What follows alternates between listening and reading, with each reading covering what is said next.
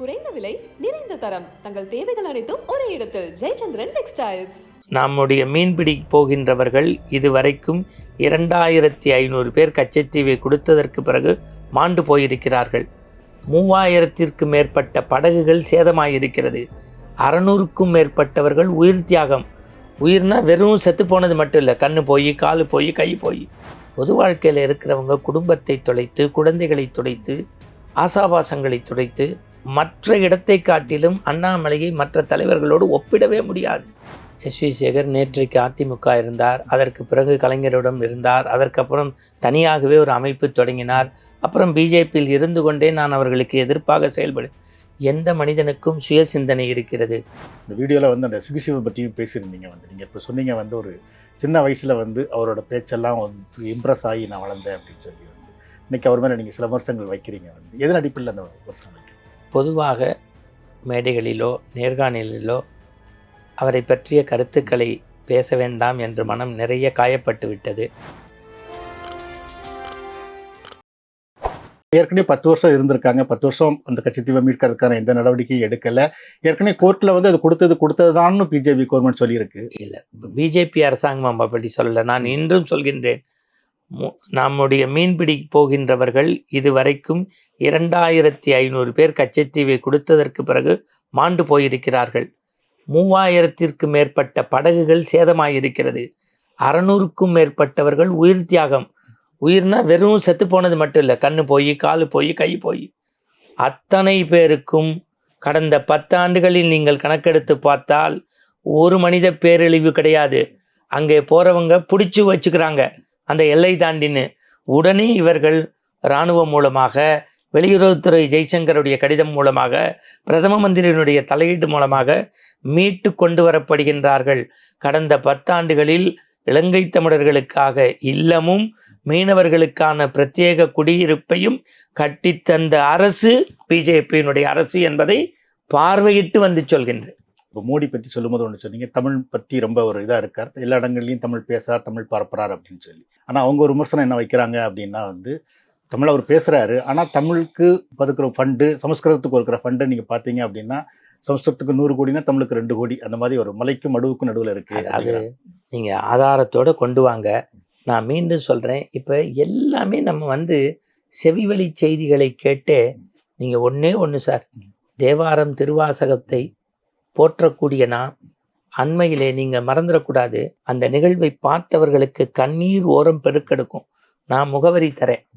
மயிலாப்பூர் கோவிலில் ஓதுவாராக இருக்கிறவங்க, அங்கே மேலே வாசிக்கக்கூடிய சகோதரர் கொண்டு போய் செங்கோலை வைத்து வாசிக்கின்ற முதல் நாள் அவர் நாயினை வாசிக்கிறாரு.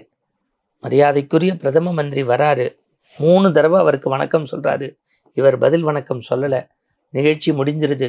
மறுநாள் டிவி இருந்து வீட்டில் ஷபாஷ்னு தட்டி கொடுத்து சொல்கிறாரு, நான் எஸ் ராமகிருஷ்ணனுடைய மிகச்சிறந்த விசிறி, அவருடைய சஞ்சார நாவல் படிச்சிருக்கேன், நாதஸ்வர கலைஞர்களுக்காக தான் அது விருது.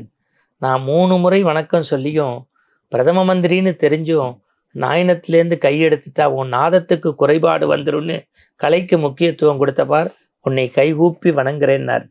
தேவாரம் திருவாசகத்தை மீண்டும் பாடச் சொல்லி கேட்டு செங்கோலை வைத்து 30 மடாதிபதியை நம்மளால் ஒன்று சேர்க்க முடியுமா உங்களுக்கு?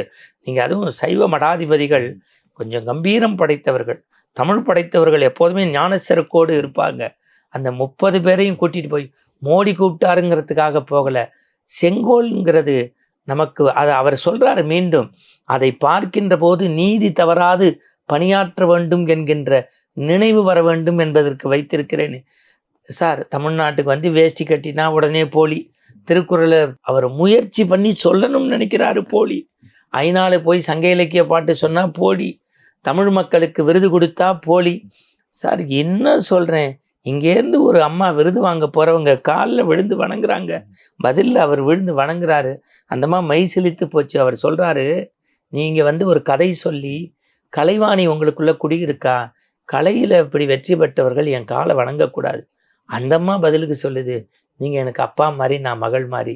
அவங்க பெரிய வலதுசாரி சிந்தனையோ பாஜகவினுடைய கொள்கை பரப்பு செயலாளர் அல்ல, முழுக்க முழுக்க ஒரு கலைஞர் அவர்கள்.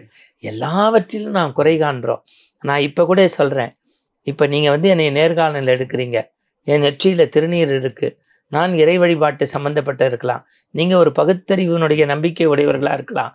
ஆனால் நான் வந்த உடனே பரபரப்பாக நான் இன்னைக்கு வந்தேன்னு தேநீர் சாப்பிட்றீங்களா, டீ சாப்பிட்றீங்களா அப்படின்னு கேட்குற இந்த மனிதநேயம்தான் என் மனசில் இருக்கணுமே தவிர, நான் கும்பிட்ற சாமியை இவர் கும்பிடல, நான் போகிற கோவிலுக்கு இவர் வரல, நான் சொல்கிற வழியின் வழியாக இவர் வரலேங்கிறதுக்கு உங்களை வசைபாடக்கூடாது.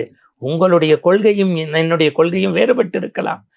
பொது இடங்களில் சந்திக்கின்ற போது கண்ணியம் குறையாமல் என்னை நடத்த உங்களுடன் கை கொடுக்க வேண்டும்.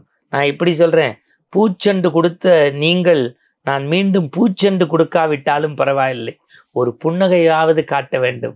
மிதித்து விட்டு போறவர்களை பற்றி பேசி பேசி உடலில் ஆவிதான் வெளியேறுகிறது. கருத்தில் வேற்றுமைகள் இருந்தாலும் நம்ம ஒரு ஒற்றுமையாக இருக்கணும் அப்படின்னு நீங்கள் அதை வலியுறுத்துறது, அதை ஒரு நல்ல பண்பாக நீங்கள் சொல்கிறீங்க. ஆனால் இதுக்கு எதிராக யார் நடந்துக்கிறாங்க அப்படிங்கிறது உங்களுக்கு தெரியும். ரொம்ப மகிழ்ச்சி, நல்லா தெரியுமே, பார்க்குறவங்களுக்கு தெரியுமே. மோடியை எதிர்ப்பேன், மோடி மீது குரல் கொடுப்பேன்னு சொல்கிறவங்க அறைக்குள்ளே போகும்போது வணங்குறாங்க, பணிவாக பேசுகிறாங்க, பத்திரிகையை பக்கமாக கொடுக்குறாங்க, ரொம்ப பணிவோடு சொல்கிறாங்க. மோடி பொது வழிகளில் எப்படி நடக்கிறாரோ அறைக்குள்ளும் அப்படித்தான் நடக்கிறார் என்பதை ஊடகங்களே பறைசாற்றி கொண்டிருக்கிறது. நான் என்ன சொல்ல வரேன்னா சார், இப்போ காந்திலேருந்து ஆரம்பித்து வேற கருத்து உள்ளவங்க எதிர் முகாமை சேர்ந்தவங்களை கொலை பண்ணுறது அப்படிங்கிறது, கர்நாடகாவில் பத்திரிகையாளர்கள் கொல்லப்பட்டது வரைக்கும் நீங்கள் இப்போ என்ன முடிவு பண்ணிட்டாங்க நம்ம நாட்டிலன்னா, கேஸ் பற்ற வைக்கும்போது நெருப்பு குச்சி இல்லைன்னா மோடி குச்சி தரல, தண்ணி வந்துக்கிட்டே இருக்கும்போது தண்ணி வரலைன்னா, நம்ம கார்ப்பரேஷன் குழாய் சரியாக நோண்டலைன்னா மோடியுடைய ஆட்சி என்ன தெரியுமா இருக்குது? நான் இப்போ கேட்குறேன், ரேஷன் கடையில் கொடுக்குற அரிசியில் மத்திய சர்க்காருக்கு சரி பங்கு இருக்கே, அவங்களுடைய விஷயங்களை என்னைக்காவது போர்டில் டிஸ்பிளே போட்டிருக்கோமா? மத்திய சர்க்கார் கொடுக்கக்கூடிய பல்வேறு நிதி திட்டங்கள் குறித்த விளக்க குறிப்புகளை எந்த அலுவலகத்துக்கு ஆசல்லையாவது வைத்திருக்கிறோமா? குறை சொல்வதற்கு நாம் புறப்பட்டிருக்கிறோம். நான் இப்படி நெஞ்சுரத்தோடு கேட்கின்றேன், உங்களால் எந்த பயனும் இல்லை என்று தெரிந்தும் கூட இதுவரைக்கும் எந்த எம்பியும் நம்ம அவங்களுக்கு கொடுக்கல. ஆனாலும் கூட தமிழகம் என்பது என் மண், தமிழகம் என் மக்கள், தமிழகம் என் நாடு. எனக்கு காஷ்மீரும் ஒன்று தான், கன்னியாகுமரியும் ஒன்று தான், எனக்கு பீகாரும் ஒன்று தான், மத்திய பிரதேஷும் ஒன்று தான், உத்தரப்பிரதேஷும் ஒன்று தான். தமிழர்கள் என் குடும்பம்னு சொல்கின்ற மோடியை குறை சொல்பவர்களுக்கு இனி பதில் சொல்வதற்கு என் குரலும் இடம் கொடுக்கவில்லை, என் உடலும் இடம் கொடுக்கவில்லை. ஆனால் இதில் ஒரு விமர்சனம் என்ன சார், நீங்கள் எம்பிக்கள் நம்ம எதுவும் கொடுக்கல அப்படின்னு சொன்னீங்க. ஆனால் நீங்கள் பார்த்தீங்கன்னா ஜிஎஸ்டியிலேருந்து பெரிய வருமானத்தை தமிழ்நாட்டில் தான் இன்னைக்கு இந்தியா கவர்மெண்ட்டுக்கு கொடுக்குது. நம்ம கொடுக்குற ஒரு ரூபாயில் கிட்டத்தட்ட 27 பைசா தான் நம்மளுக்கு திரும்ப வருது. நான் நீங்கள் கேட்கக்கூடிய இந்த வினாக்களுக்கு மட்டும் நான் விடை சொல்வதாக இல்லை. ஏனென்றால் அந்த 28 பைசா என்கின்ற வார்த்தையை சிலரோடு ஒப்பிட்டு அவருடைய நடையும் உடையும் பாவனையும் நீங்கள் கேலி கிண்டல் செய்து கொள்வதை கூட என்னால் பொறுத்து கொள்ள முடிகிறது. உலக நாட்டு வரைபடத்தில் இந்தியா உயர்ந்து செல்லக்கூடிய ஒரு தேசத்தை குருஷேத்திர யுத்தத்தில் சீனாவை விட, பாகிஸ்தானை விட, பங்களாதேஷை விட, இலங்கையை விட நொடிந்த போது கொரோனா காலத்தில் வல்லமையோடு செய்யக்கூடிய ஒரு மனிதனை இன்னும் குட்டி குட்டி குட்டி குட்டி காட்டுகின்றீர்கள். ஆனால் அவர் தனக்கு அது கிடைத்த தட்டி கொடுத்தலாக நினைத்து மேலே வருகிறார். சரி, இந்தியா பாதுகாப்பாக இருக்குது, இந்தியா உயர்ந்துகிட்டு இருக்கு அப்படின்னு சொல்லி. ஆனால் சீனாக்காரங்க பார்த்தீங்கன்னா கிட்டத்தட்ட உள்ளே வந்துக்கிட்டே இருக்காங்க. சில ஊர்களுக்கு பேர்கள் வச்சுட்டாங்க. நீங்கள் ஒரு முறை இலங்கைக்கு போய் வாருங்கள், இலங்கையை சீனாக்காரர்கள் எவ்வளவு ஆக்குப்பை பண்ணிட்டாங்கன்னு தெரியும். நான் மீண்டும் சொல்கின்றேன், இந்தியாவில் கண்ணு கட்டிய தூரம் மட்டுமல்ல, எந்த இடத்திலும் பிற நாட்டருடைய ஆதிக்கம் ஒருபோதும் இங்கே நடத்தவே முடியாது. நான் மீண்டும் மீண்டும் சொல்கிறேன், பொது வெளிகளில் சொல்கிறேன், நேர்காணலில் சொல்கிறேன். அண்மையில் ஒரு தேசத்தில் வார் வந்தபோது பிள்ளைங்களை காப்பாற்றிய பெருமை மோடிக்கு உண்டா இல்லையா? நான் இப்போ நேர்காணலா நீங்கள் விருந்தினராக கேட்குறேன், உண்டா இல்லையா? நான் என்ன சொல்ல வரேன், நான் என்ன சொல்ல வரேன்னா உண்டு இல்லை, உண்டுன்னு சொல்கிறேன். உண்டு உண்டு. அதில் இஸ்லாமியரா, கிறித்துவரா, முதலியாரா, செட்டியாரா, அகமுடியரா, ஆதிதிராவிடரா, ஐயரா ஏதாவது பார்த்தாரா? எனக்கு உண்மையிலேயே வருத்தமா இருக்கு இந்த தேசத்துல. ஆனா யார் பிரதமரா இருந்தாலும் இதை பண்ணிருப்பாங்க தானே. இதுக்கு முன்னாடி நடந்தப்பவும் கவர்மெண்ட் பண்ணி தானே செஞ்சிருக்கு. அதாவது இப்ப அரசோட கடமை இல்லையா? ரொம்ப, அதாவது நீங்க எல்லாருமே இப்ப என்ன நினைச்சிருக்கீங்கன்னா, அதாவது உங்க கண்ணுக்கு வந்தா உடம்புக்கு வந்தா ரத்தம், எங்க உடம்புல வந்தா தக்காளி சட்னி. மோடி செஞ்சா ஏண்டா செஞ்சாரு, செய்யலைன்னா ஏண்டா செய்யல, ராமர் கோயில் கட்டினா ஏண்டா கட்டினாரு, கட்டலைன்னா ஏண்டா கட்டலை. இவர் கர்ப்ப கிரகத்துக்குள்ள போனா ஆகம வேதம் தெரியணும், ஆகம வேதம் தெரியாம மோடி உள்ள போயிட்டாருன்னா அவர் எப்படி போகலாம்? ஐயோ என்னமே என்னால் சொல்ல முடியல. நான் மீண்டும் சொல்கிறேன், தைரியத்தோடு சொல்கின்றேன், திராணியோடு சொல்கின்றேன், முதுகெலும்போடு சொல்கின்றேன். குறைவுடைய, தவறு செய்த, நெறி தவறிய எந்த மனிதரையும் சமூகம் தூக்கி எறியும். 10 ஆண்டுகளுக்கு பிறகும் ஒருவர் தொடர்ந்து வரப்போகிறார் என்றால் அவர் மீது உள்ள நம்பிக்கை உங்களுக்கும் எனக்கும் குறைவாக இருக்கலாம். 100 கோடி மக்களினுடைய ஒட்டுமொத்த தீர்ப்புத்தான் இந்தியாவின் தீர்ப்பாக கருதுவது மரபு என்பதால் நாமும் உங்களைப் போல ஜூன் 5 வரை பொறுத்திருந்து மோடியின் வினாக்களுக்கு விடை கொள்ளும். பாஜகவோட வந்து ஒரு தாய்க்கழகம் அப்படிங்கிறது வந்து ஆர்எஸ்எஸ் தான். ஆர்எஸ்எஸோட அடிப்படை என்னன்னா, ஒருத்தர் 2 முறைக்கு மேல் பதவியில் இருக்கக்கூடாது அப்படிங்கிறது. இப்போ மோடி ஜெயிச்சா கூட பிரதமர் ஆக மாட்டார் அப்படின்னு ஒரு விமர்சனம் வைக்கிறாங்க. அதை நீங்க எப்படி பாக்குறீங்க? அதோடைய கொள்கை, கோட்பாடுகள், சித்தாந்தங்கள் பற்றி நான் இன்னும் நிறைய வாசிக்க வேண்டி இருக்கிறது. நான் மீண்டும் சொல்கின்றேன், ஒரு சாதாரண கிரிக்கெட் அணியை வழிநடத்துபவர்கள் ஒரு முறை வெற்றி பெற்று மறுமுறை தோற்றால் விலக்கி விடுவார்கள். ஒரு முறை இல்லாமல் 2வது முறை வெற்றி பெற்றால் 3வது முறையும் அவருக்கே வாய்ப்பு தாருங்கள் என்பார்கள். ஒரு விளையாட்டுக்கே அப்படி என்றால் ஒரு தேசத்தின் வெற்றி முத்துக்களை குவிப்பவருக்கு தடைகளை தாண்டுவோம், விதிகளை மாற்றுவோம், தொடர்ந்து ஒரு நல்ல மனிதனை அரியணையில் வைப்போம். இந்த ஆதீனங்களை அவர் கூப்பிட்டு போனார் அப்படின்னு சொல்லி, 30 ஆதீனங்களை பாராளுமன்றத்துக்கு கூப்பிட்டு போனார்னு சொல்லி, அதில் ஒருத்தர் வந்து அந்த தருமபுரம் ஆதீனம் வந்து, இந்த தருமபுரம் ஆதீனம் விஷயத்தில் இடையில என்ன நடந்தது அப்படின்னா, அவரோட ஒரு வீடியோ எடுத்து அவரை மிரட்டி, குறிப்பாக அங்கே லோக்கலில் இருக்கிற பாஜக கட்சியோட மாவட்ட செயலாளர் ஒரு 20 கோடி ரூபா பிளாக்மெயில் பண்ணாருன்னு சொல்லி ஒரு வழக்காகி, அந்த வழக்கு இன்னைக்கு அவர் கைதாகி உள்ளதாக இருக்கார். நீதிமன்றம் அவரோட ஜாமீனோட மறுத்துட்டாங்க. அதற்காக மோடி ஏதாவது பெயில் பெட்டிஷன் போட்டா சார்? அண்ணாமலை எதிராக அதற்காக கோஷம் எழுப்பி பாஜக தொண்டரை முறை தவறி கைது செய்து விட்டீர்கள் என்று நீதிமன்றத்தில் மான நஷ்ட வழக்கு தொடுத்திருக்கிறார்களா? நான் மீண்டும் சொல்கின்றேன், உப்பு தின்றால் தண்ணி குடிக்க வேண்டும், திருடன் என்றால் மாட்டத்தான் வேண்டும். நீங்களே உங்கள் வாயில் ஒப்புதல் வாக்குமூலம் கொடுத்திருக்கிறீர்கள்.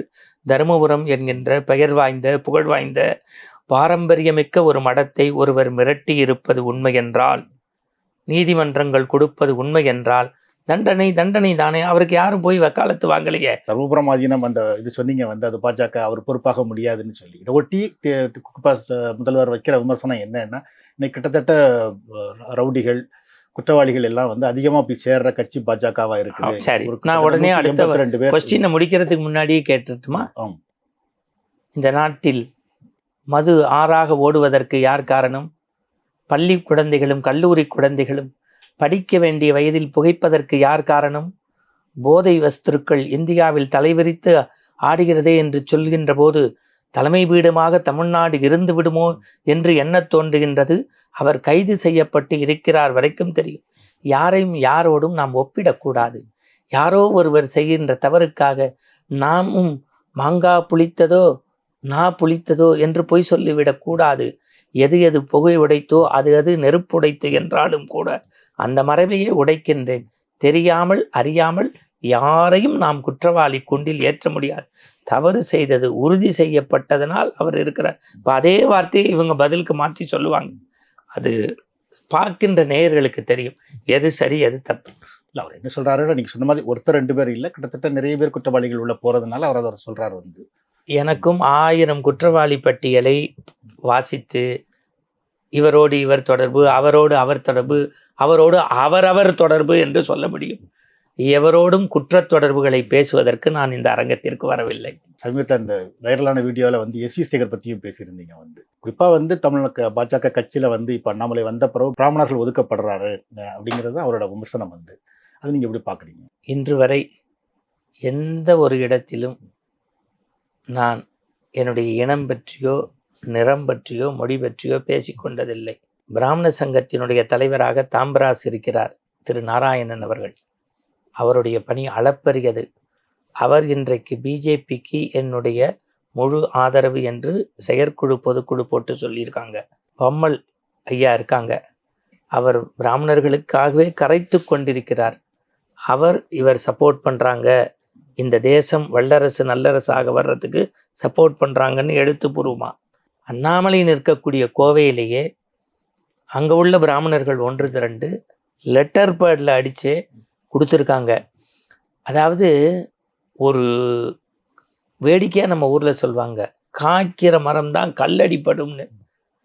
கொஞ்சம் நிதானித்து ஓடக்கூடிய அந்த வண்டி இன்றைக்கு புயல் வேகத்தில் போகுது.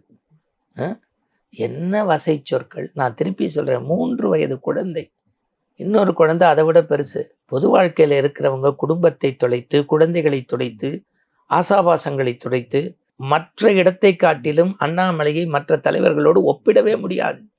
படித்துவிட்டு பண்போடு ஒழுக்கத்தோடு ஒரு அரசின் உயர் பதவியை துறந்து விட்டு மோடி நேர்காணல் சொல்றாரு, வேற எங்க போயிருந்தாலும் பணம் பதவி கிடைச்சிருக்கும், ஒண்ணுமில்லைன்னு தெரிஞ்சுதான் இங்க வந்திருக்காரு, ஏதோ ஒரு மாற்றத்திற்கு வந்திருக்கிறார்னு நான் மீண்டும் சொல்கின்றேன். அண்ணாமலையை பொறுத்தவரை கடுகளவும் பிராமணர்கள் எதிர்ப்பு என்பது கட்டிவிடப்பட்ட அது மிகப்பெரிய கட்டுக்கதை. எஸ்.வி. சேகருக்கு ஒரு பிரபலமான நடிகர் வந்து அவருக்கு ஒரு ஏற்கனவே அதிமுக கட்சியில் ஒரு எம்எல்ஏவா இருந்தவர், அவர் பாஜக இன்னைக்கு இருக்கிறார், ஆனால் அவருக்கு பதவிகள் கொடுக்கப்படல, முக்கியத்துவங்கள் இல்லைன்னு அவர் ஃபீல் பண்றார். அது நியாயம் தான் நினைக்கிறீங்களா? எஸ்.வி. சேகர் நேற்றைக்கு அதிமுக இருந்தார், அதற்கு பிறகு கலைஞரிடம் இருந்தார், அதற்கப்புறம் தனியாகவே ஒரு அமைப்பு தொடங்கினார், அப்புறம் பிஜேபியில் இருந்து கொண்டே நான் அவர்களுக்கு எதிர்ப்பாக செயல்படு. எந்த மனிதனுக்கும் சுய சிந்தனை இருக்கிறது. குருவிகளே கூடுக்கு கூடு மாறுகின்ற போது அது எஸ்.வி. சேகருடைய எந்த கூட்டுக்குள் இருப்பதும் அவருடைய சுதந்திரம். என்னை பொறுத்தவரை பாஜக என்கின்ற கூடு ஜாதி மத இன பேதங்களுக்கு அப்பாற்பட்டது. எந்த தனி மனிதனுடைய வளர்ச்சிக்கும் முட்டுக்கட்டை போடுவது என்பதை நான் இன்று வரை அறியேன். அது மாதிரி அந்த இதில் இன்னொன்று சொல்லியிருந்தீங்க சார், உங்கள் பேச்சில் வந்து அந்த கொரோனா வந்து மோடி எப்படி ஹேண்டில் பண்ணார் அப்படிங்கிறத பற்றி சொல்லியிருந்தீங்க. வந்து இப்போ நீங்கள் நம்புறீங்களா, இப்போ விளக்குகள் ஏற்றுறது, அந்த மாதிரி கை தட்டுறது, அந்த மாதிரி விஷயங்கள் மூலமாக கொரோனா போயிடும் அப்படின்னு? கொரோனாவுக்கு சமயத்தில் நான் அமெரிக்காலேருந்து இந்தியாவுக்கு வந்தேன் மார்ச் மாதம். நீங்கள் முதல்ல கொரோனாவுடைய கோவேக்சின் கோஷீல்டு அதை நம்புறீங்களா? இத்தனை கோடி பேர் மக்களில் மருந்து கிடைக்காம உலக நாடுகள் தவிச்சதை நீங்கள் நம்புறீங்களா? இதையெல்லாம் ஏற்றுக்கொள்ளக்கூடிய நீங்கள் உண்மையிலேயே மோடி தவிர, நீங்கள் சொல்கிறீங்கள யார் இருந்தாலும் பாரத பிரதமராக காத்திருப்பார்னு, நான் சொல்கின்றேன் மோடியை தவிர யார் இருந்திருந்தாலும் உயிர் பலி ஜாஸ்தியமாயிருக்கும். அதில் கைத்தட்டு விளக்கேத்துன்னு சொன்னது வந்து கூடுதல் தகவலை தவிர கைத்தட்டுவதால் மட்டுமே கொரோனா நின்றுவிடணும்னு சொல்லலை, விளக்கேற்றுவதால் மட்டுமே. நம்ம தான் சொன்னமே, மருத்துவர்கள் சொன்னார்களே, ஒருவருக்கொருவர் இடைவெளி விடுங்க, ஒருவருடைய மூச்சு காற்று இன்னொரு பக்கம் வந்துடக்கூடாது, சமூக இடைவெளி விடணும். அதனுடைய ஆரம்ப கட்டம்தான் அவர் கைத்தட்டுங்க, ஒரு வீட்டுக்கும் அடுத்த வீட்டுக்கும் விலகி நின்று விளக்கேற்றுங்க. இன்னைக்கும் சொல்கிறாங்க மாவளை தோரணம் ஏன் கட்டுங்கன்னு கிராமத்தில் மஞ்சள் தெரிக்கிறாங்க கிருமிநாசினி. இன்றைக்கும் சொல்கிறேன், தமிழ்நாட்டில் அந்த விபத்தும் போது பல பேர் உயிர் வாழ்ந்ததற்கு என்ன காரணம்னா, சீன அமெரிக்க மருத்துவம் சொல்லியிருக்கு, இவங்க இயல்பிலேயே மிளகு, புளி, உப்பு, மஞ்சள் போன்கின்ற இயற்கை உபாதை உணவுகளை உட்கொள்கிறார்.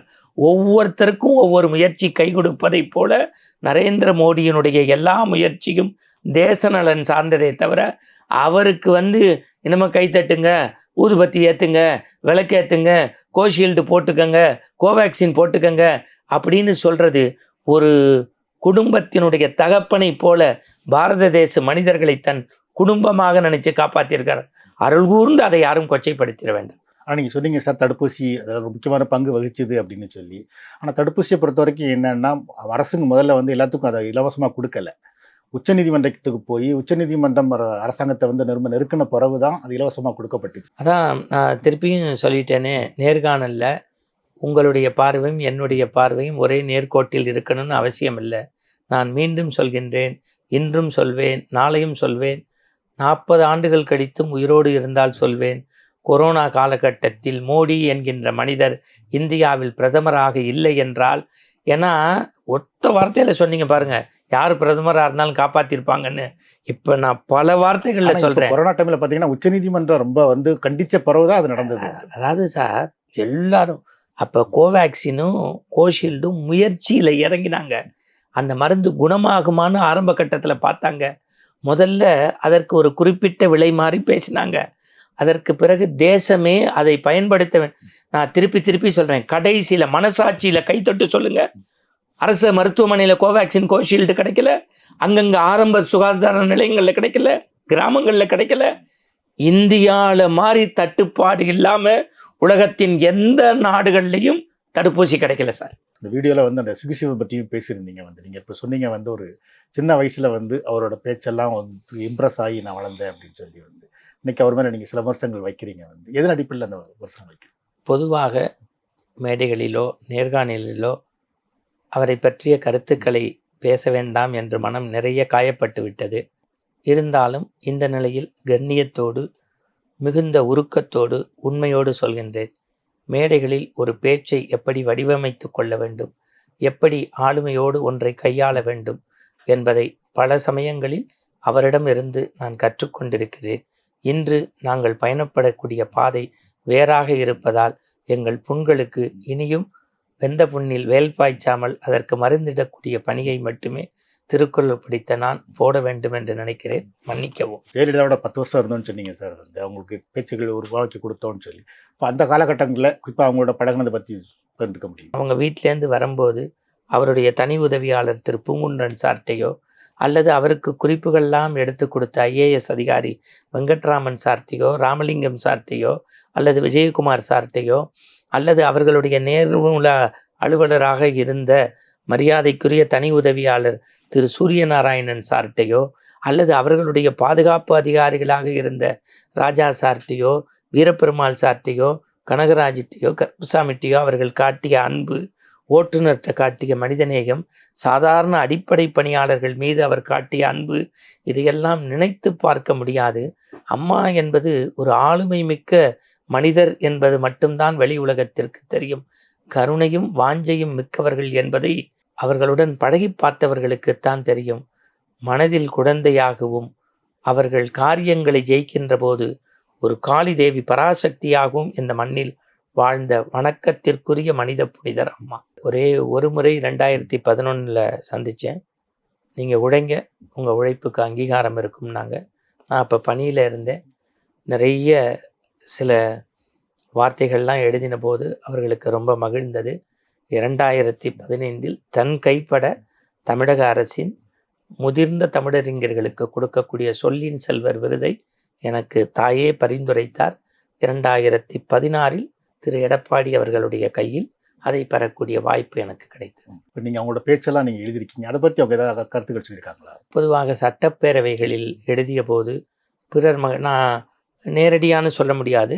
திரு வெங்கட்ராமன் சார் தான் முழுமையாக தொகுத்து பார்ப்பார். திரு சூரியநாராயணன் சார் பண்ணும்போது இப்படி இதை சேர்க்கலாம், அப்படி இது உலகில் பெரியது எது, இந்த பூமி அங்குமிங்கும் அசையாமல் இருப்பதற்கு பேப்பர் வெயிட் மாதிரி நம்ம மலையை வைத்தான், மலையை விட வலிமையானது எது, அதை உடைத்தெறியக்கூடிய ஒளி இரும்பு, இரும்பை விட வலிமையானது எது, அதை உருக்கக்கூடிய நெருப்பு, நெருப்பை விட வலிமையானது எது, நீர், நீரை விட வலிமையானது எது, அதை கிழித்தெறிக்கும் காற்று, காற்றை விட வலிமையானது எது, இடது கைக்கு தெரியாமல் வலது கையால் கொடுக்கக்கூடிய ஈர இதயம், சபாஷ் அப்படிம்பாங்க. இந்த மாதிரி நிறைய அது அங்கே ஒரு அசம்பிளியில் ஒரு நகைச்சுவைக்கோ ஒரு கதைக்கோ கைத்தட்டு வாங்கிய போது மனமாற இல்லது அன்று மாலை திரு பூங்குன்றன் சார்கிட்ட சொல்லும் போது, இன்னைக்கு சூரி சார் இதை நல்லா பண்ணார், வெங்கட்ராமன் சார் கொடுத்த அந்த பட்ஜெட் படித்த அந்த தம்பி நல்லா பண்ணார் அப்படின்னு அது மந்திரிமார்கள் நிறைய என் செவிபட சொன்னது. இதையெல்லாம் நான் கேட்டேன். அதெல்லாம் ஒரு இறைவன் கொடுத்த கொடுமை. ஒரு இலக்கிய சொற்பொழிவாளராக உங்களுக்கு உலகம் முழுக்க நிறைய ரசிகர்கள் இருக்காங்க. நீங்கள் இன்னைக்கு ஒரு அரசியல் பேச்சாளராக மாறுறீங்க. இதை உங்கள் ரசிகர்கள் எப்படி எடுத்துக்குவாங்க அப்படிங்கிற சொன்னோம். அதான் நிச்சயமாக பகுத்துண்டு பள்ளியில் நோம்புதல் நூலோல் தொகுத்தவற்றுள் எல்லாம் தலைங்கிற மாதிரி என்னை வெறும் அரசியலில் நான் பேசுகிறேன் என்பதற்காக இந்த வாவ் தமிழை அடிக்கவில்லை. எனக்கென்று ஒரு இலக்கியம் இருக்குது. பட்டிமன்றம் பேசுவார், நகைச்சுவையாக பேசுவார், தன்னம்பிக்கை இன்றைக்கும் என்னை அழைக்கக்கூடிய திருக்கோயில்கள், கல்லூரிகள், பள்ளிகள் அழைத்து கொண்டுதான் இருக்கிறார்கள். கொள்கை என்பதும் கோட்பாடு என்பதும் வேறு, பொது வாழ்க்கை என்பது வேறு. அதை பகுத்து பார்க்கக்கூடிய தன்மை தமிழகத்தில் பரவலாக வர வேண்டும் என்று வாவ் தமிழா வழியாக கேட்டுக்கொள்கின்றேன். என் கொள்கையால் நான் மாணவர்களிடத்தில் போய் ஒரு தரம் தாழ்ந்த விஷயத்தை பேசிவிடுவேனா? என் கொள்கையால் ஒரு திருக்கோவிலினுடைய வரலாறை பேசுகின்ற போது கண்ணப்பரையோ சிறு தொண்டரையோ மாற்றி பேசிவிடுவேனா? அல்லது ஒரு லயன்ஸ் ரோட்டரியில் போய் பேசும்போது இவர்களுக்கு வாக்களிங்கள் என்றா கேட்டு விடுவேன்? என்னுடைய தனிப்பட்ட சித்தாந்தம், கொள்கை என்பது வேறு, பொது வாழ்க்கை என்பது வேறு என்கின்ற சிந்தனையோடு பயணிப்பவன் நான். நன்றி.